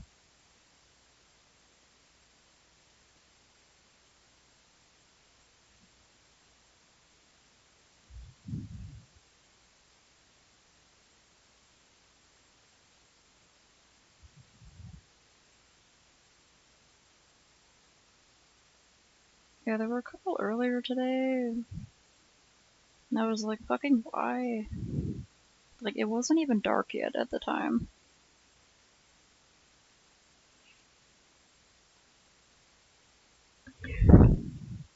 They set off an aerial. I'm like, there's no reason to set off an aerial in the daytime unless you're like blowing up something with the aerial. Which, I mean, you shouldn't do. Don't do that. That is not a good idea. Don't do that. It's really cool, but like, I'm not recommended. It's like, that's fucking. It's like. They're like $10 to $15. Maybe the price has gone up even higher than that. I don't know. Per aerial? So, like, when people set off aerials during the daytime, or like, even when it's, even if it's evening, if it's summer and it's still bright out, that's such a waste of an aerial. That makes sense. There's a lot of people down here who are feeling not very patriotic.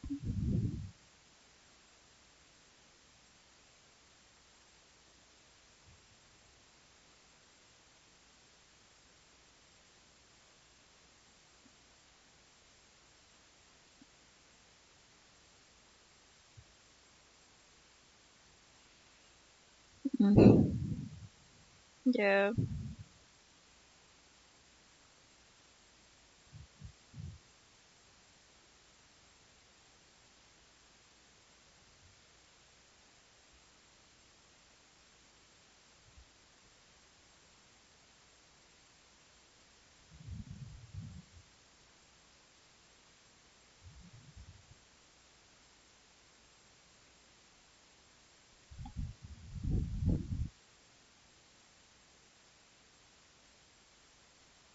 Mm.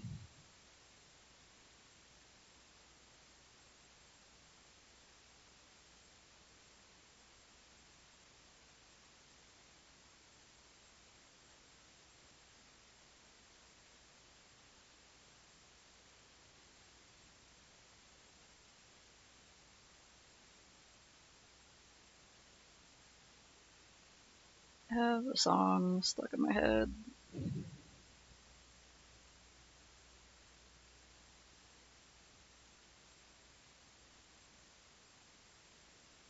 Yeah, this one. This is a song I've had stuck in my head all day.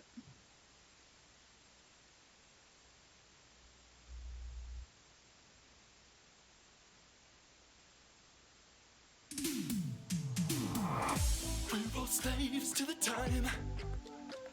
They call it a watch, cause it watches our lives slip by. Don't fact check that online. Now you're lying there in bed and you find yourself selling the same. Hard to wake you up at 7:09. Gotta catch that 7:36. Do you maybe wanna give yourself just slightly more time? Oh wow, gee, let me think.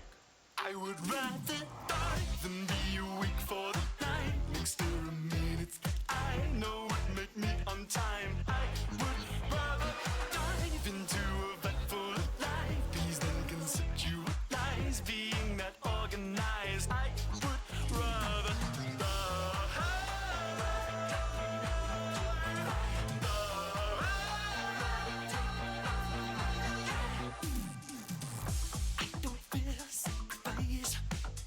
It's definitely a style of singing.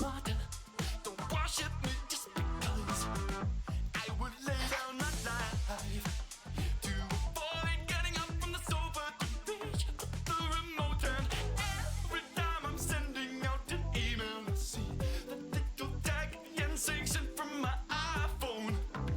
And every time I stop, then I highlight and delete it. I'm sure there is a straightforward fix, but I would rather lick ice with both my balls in the ice than find the setting of my phone which would turn it off. Rather have my nephews die as a drink than be slightly forward thinking of nice to future me at all. I would rather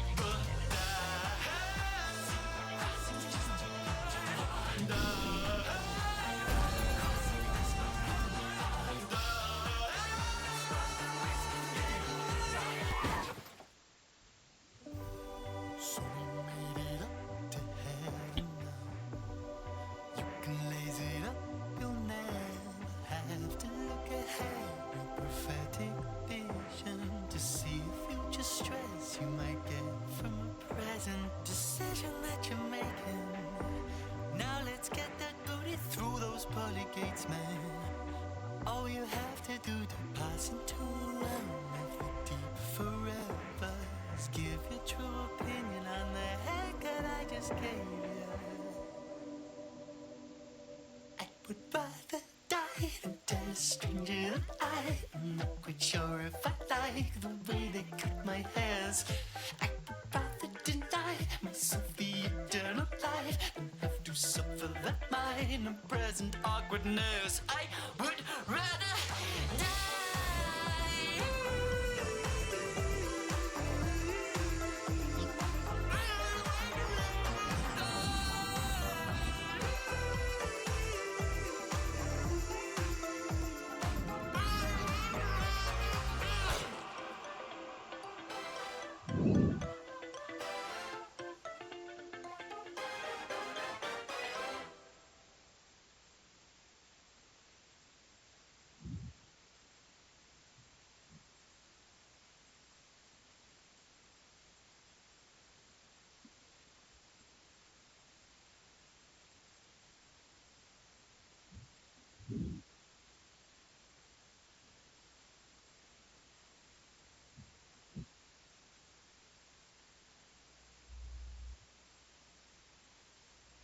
Oh, at legs falling asleep check.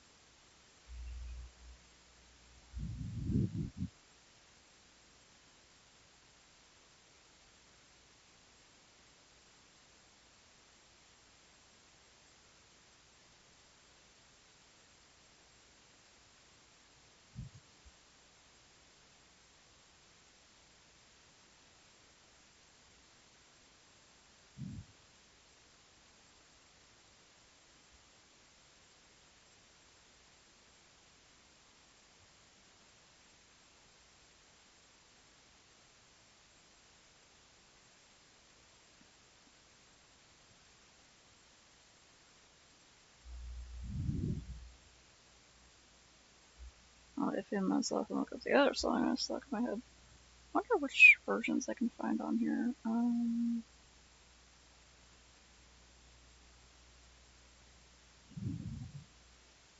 Okay, first one. Okay, cool. We do have the official music video on.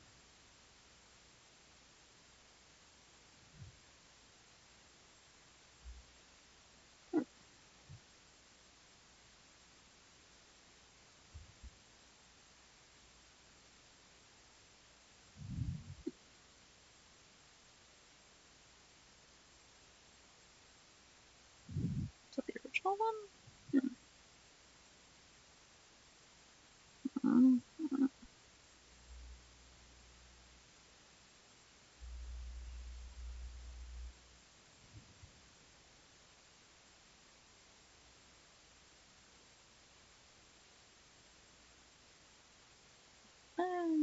Yeah, sure, whatever. It's gonna be like I'm about to sign off, but I also want to keep sketching us. I've not seen such bravery. The Oregon Trail was a 2,000-mile-long wheeled wagon route that connected Holy the Missouri fuck, when River was to this valleys from? in Oregon. Settlers, ranchers, 12 farmers, years ago. miners, businessmen, some other people He looks so Wikipedia probably weirdly didn't young. mention, all traversed this trail in search of whatever's in Oregon. Portland, I guess. But the trail wasn't easy. Somewhere between 9,400 and 21,000 people lost their lives on the Oregon Trail. So what do? How do we honor the people that lost their lives out on the Oregon Trail? Educational video game. Though the first Oregon Trail game was great and all, it's the second one that I remember the most. The first commercial installment, which was made for the Apple II computer, featured graphics that required you to really stretch your imagination. Well, yeah, I can tell that's a person, but I'm not exactly sure what's wrong with their faces. I mean, this one is a little, and this one is, no, don't look at it! Oregon Trail 2 was released in 1996 to elementary school computer labs across the country. Instead of characters drawn with pixels, it features pictures of people so real that you can see the green screen reflecting on them, just like in the Old West. The first thing we have to do is get our wagon party together. I'll be an adventurer who used to be a doctor, and I'll be accompanied by 5 others. Oh, and after recording the footage, I learned that this is a clickable tab in which you can get skills for your traveler. But I didn't know that, so I guess I just won't be very skilled. And since I'm not good at making up names, I'm just going to use a random identity generator to determine who my party members are. Our first party member is Mary, who is 79 years old? The only way someone that old will take a wagon across the country is if there's a golden corral at the other end. The game doesn't even allow for people that old, so we'll just have to settle for the closest age of 65. She'll be joined by Helen, age 45, James, age 65, Adolf, age 35, and Mildred, who, even though she has the name of an old lady, is the youngest one in the crew at 20 years old. So I imagine our wagon party looks something like this. Alright, little doggies, welcome to Independence, the starting point of our journey. But before we hit the dusty old trail, we need to get some supplies, and also chat it up with some of the locals. Hello. Before we can do much, Dad from Even Stevens offers to hook us up with a supply package. I'll take the larger one since TV dads always know what's best, but I'll need to stock up a bit more before we leave. Let's see here, allspice, ammonia, pounds of bacon. I can buy bacon by the pound for 5 cents each? Well, we already have 510 pounds, but another 550 can't hurt. And while we're here, I guess we might as well stock up on some other supplies as well. Some bullets, 5 dozen candles, 20 pounds of candy, a couple of fiddles, I guess. I don't know, I've never really been that great at packing. Alright, I'm gonna need some animals to help haul my 1,060 pounds of bacon. 4 horses, 4 oxen, and a milk cow should be good, right? What, you mean to tell me that a 6.5 thousand pound load is too much for a milk cow to handle? Well, I'm doubting the accuracy of this game right off the bat, but to help get the show on the road, I'll dump some supplies so we can get moving. We'll join the wagon train with the most people because that means there's more people to mooch off of when I run out of bacon. And we're off. Oh, well, not but a few seconds into our journey and we've already hit a river. Now this is my first big decision as leader of a wagon, so I want to make sure I choose the right thing. Let's see if anyone is around so I can get some advice. Well, there's this person. She's standing right next to the river and staring at me suspiciously. We should wait a while before crossing. I don't trust you. But the unanimous decision seems to be that we've been at it pretty hard for these 5 miles, and we're already 1/400th of the way there, so we might as well take a couple weeks off. After our 2-week break, this lady still wants to rest. I mean, why agree to travel 2,000 miles if you can't handle getting out of the front door? You know, this riverbank makes for a good resting place. So screw you, lady, we're getting started. And we're off. The main traveling screen is just a map with a red line slowly inching across it, along with some pictures such as ducks, deer, hedgehogs. As you come across towns, you're able to go in and look around. Usually there are some shops to restock supplies at, and of course you're able to talk to the locals. Hello.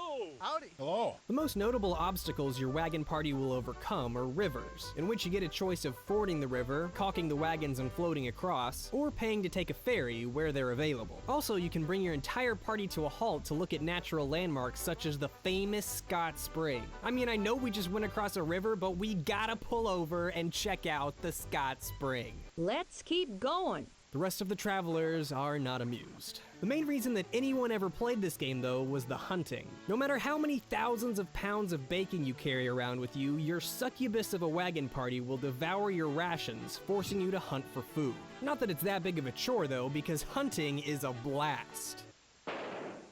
Well, okay, maybe it's lost some of its excitement over the years. At the time, pointing and clicking to simulate hunting with an inaccurate rifle was awesome. Now it's just like... Fording a river is like but where still, you it's necessary to do to continue feeding your wagon essentially family like cross who, a river, right? surprisingly, Build is the still all structure to cross alive. a river. Oh, well, Mary's got a bad Do I cold, but have that's that not really too right? big of a... Well, when it rains, it pours, I suppose, because Helen got too close to a rattlesnake. It's okay, though, because I was a doctor at some point, apparently, so I know that the best thing to do is the tourniquet suction method. Oh, well, maybe not. Wait a minute, James died? James was bitten by a rattlesnake and died suddenly. My only guess is that we've stumbled upon a hive of rattlesnakes, so we really need to get out of here fast. We're not going anywhere less than we give this poor soul a decent burial. Let's try to find some kind of marker, a stone, or at least a piece of wood, to inscribe their name and leave it on the grave. All right, fine. Yeah, We're not yeah. gonna leave until we give James a piece of wood. Besides, if we don't bury him, we might have It's bad where luck. you...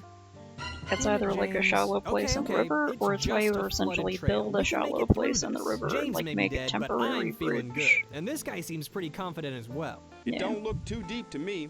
I say we just keep going forward.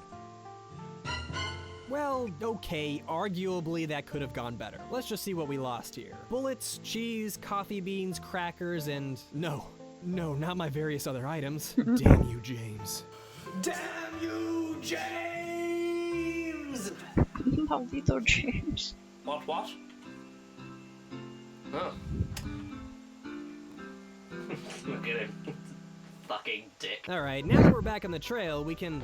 Buffalo stampede? Well, we better get to shooting. There's no possible way these things could become endangered. Yeehaw! Alright, let's see here. I shot 4,053 pounds of game and was able to carry back 177 of it. Hey, that's not just a small pile of bison, it's a buffaloed. Ah, the South Pallet River. At its deepest, the river rages on at 2 feet, and at its most shallow, it's land. And this water looks like it's moving at the ferocious speed of 0. This river appears extremely treacherous. Are you kidding me? What kind of pathetic wagon are we running here that tips over in 2 feet of water? I mean, the only thing more pathetic than that is that Mary almost drowned in it. I mean, sure, at the ripe old age of 65, you start needing things like a walk-in bathtub, but even so, I feel like you have to make a blatant attempt to drown in 2 feet of water. I mean, she doesn't even look like she's trying, like, oh, is this how I swim? And the rest of the team aren't even putting forth an effort to try and help. I mean, they look like they just got their clothes dry and don't want to go back in the 2 feet of water. 2 feet. This lady's even pointing at her and probably saying something like, "Really, Mary? Drowning in 2 feet of water? I thought this was the Oregon Trail, not the Oregon Fail." I swear, these people eat too much. We leave behind over 3,000 pounds of buffalo meat, and 2 days later, Mildred is like, "I'm hungry." So here I am slaughtering bears in an attempt to appease these people's appetites. What? I suffered an accidental gunshot? How does that even happen? I mean, did I shoot myself in the foot or something? You sure it was an accident? We don't want any murdering varmints hanging about. Sure it was an accident, murdering varmints, Piece of wood, piece of wood, piece of wood. Alright, that is definitely a toupee. Well, I better at least journal about it. Maybe some historian will read it one day and be entertained at my misfortune. And so I started my healing process, destined to recover to be stronger than ever before, and possibly have a robot arm or two if I can manage it. There was a scare when my wounds became infected, but after some time, those wounds began to heal. I was bleeding and in pain, so overall I would describe my condition as good. During a visit to Wallow Springs, Mary got a concussion. Turns out that we just can't go near water without her doing something stupid. Putting my past medical experience into practice, I instructed her to sleep for 5 days. But that ain't nothing compared to Mildred's smallpox.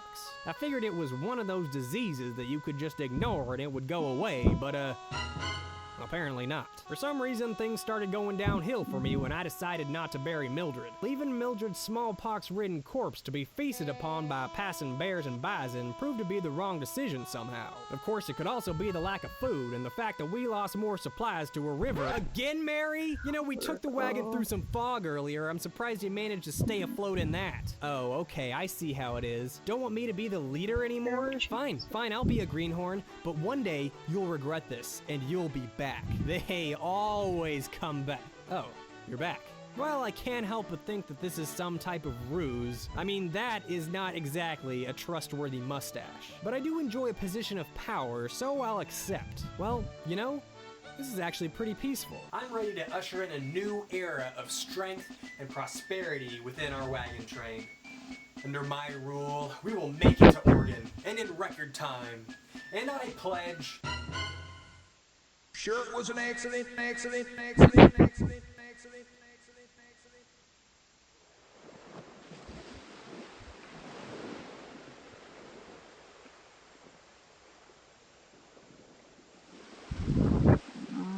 You know, this riverbank makes for a good resting place.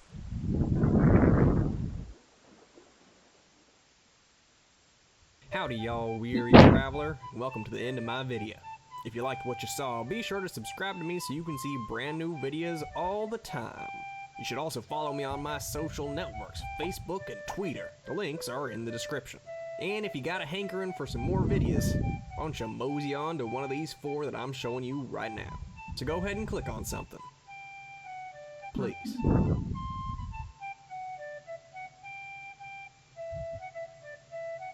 I'm begging you, you just gotta click. Please. Just please, click. Click on something. Click on something. Click! Cause yeah, I watch Brutal Moose's videos because I like his stuff. It looks a lot cooler now. He's usually talking about like weird VHSs and weird foods and stuff like that. I like his really eccentric editing style. Does some pretty fun stuff. Nice.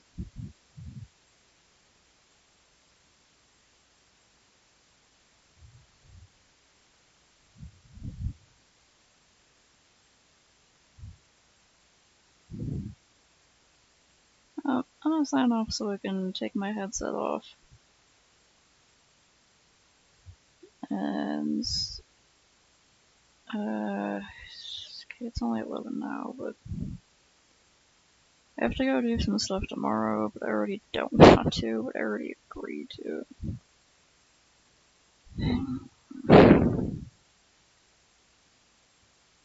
I was very tired after doing too much today. Anyway, sign off time for now. May all of us who are, I'm really casual about art fight, but I'll get there eventually. I'll look up some references. Ow, ow, ow. Hold up. Tried to like casually stretch my wrist around and had this horrible twinging feeling, so I gotta. Ow, ow, okay, okay.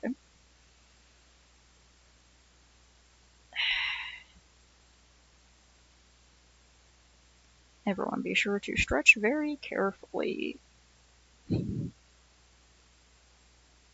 Maybe put a heating pack on your wrist or something.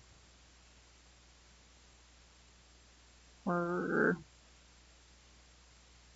I don't know. Hang out with your cat, let her lay on your arms or something.